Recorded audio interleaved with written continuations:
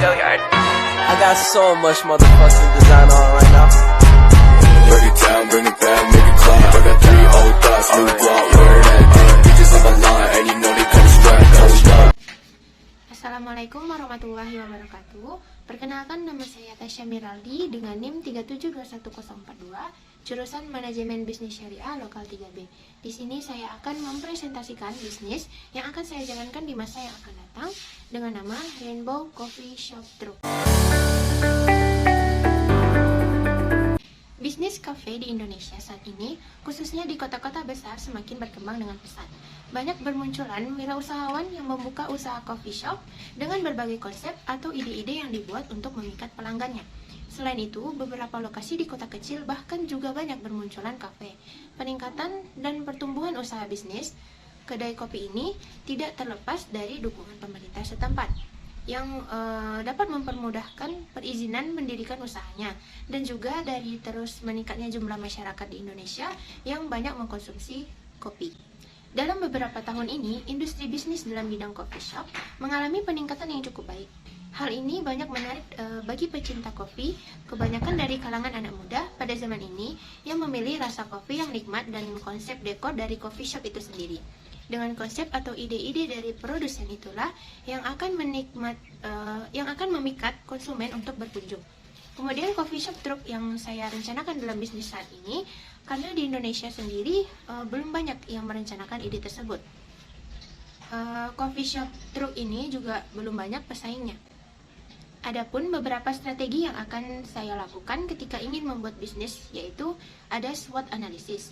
Yang pertama itu ada strengths, yaitu kekuatan. Yang pertama, harga produk yang terjangkau. Yang kedua, populer di kalangan anak muda. Yang ketiga, packaging yang mudah dibawa. Yang keempat, praktis, kedai kopi yang menarik. Kemudian ada weakness atau kelemahan. Yang pertama ada brand awareness yang rendah. Yang kedua ada sarana promosi yang belum maksimal. Yang ketiga, kesuksesan media sosial yang terbatas. Yang keempat, kompetitor lain yang lebih kuat. Kemudian ada opportunity atau peluang. Yang pertama itu dengan membangun inovasi produk kopi baru. Yang kedua, menarik konsumen baru dengan penawaran khusus. Yang ketiga, membuka outlet di lokasi baru. Kemudian ada threats atau ancaman. Yang pertama, harga bahan baku yang tidak stabil. Yang kedua, tingkat persaingan kopi yang tinggi. Yang ketiga, penilaian buruk dari konsumen. Kemudian ada marketing strategi. Yang pertama, mengutamakan kualitas produk. Yang kedua, kepuasan pelanggan. Yang ketiga, inovasi dengan menambahkan rasa yang berbeda pada kopi. Yang keempat, pemilihan lokasi. Yang kelima, eksistensi di media sosial dengan melakukan postingan di setiap hari. Yang keenam, meluncurkan promo untuk momen tertentu agar konsumen tertarik untuk datang ke kedai kopi. Kemudian ada market segmentation.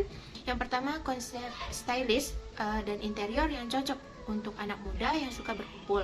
Yang kedua, pelanggan dari kalangan orang biasa atau pengusaha dan pelaku bisnis. Kemudian, agar produk bisa dikenal oleh banyak masyarakat, kami akan membuat desain semenarik mungkin dengan memberikan suasana yang berbeda dari coffee shop yang lainnya. Kemudian ada organizational structure. Yang pertama itu ada manajer umum, yang mana tugasnya memimpin perusahaan. Dalam hal ini, manajer harus bertanggung jawab atas perusahaan yang dipimpin. Seorang manajer adalah wajah perusahaan. Jadi manajer adalah seorang komunikator antara perusahaan dan dunia luar. Tidak hanya memimpin, manajer harus mampu mengelola perusahaannya. Yang kedua ada manajemen pemasaran.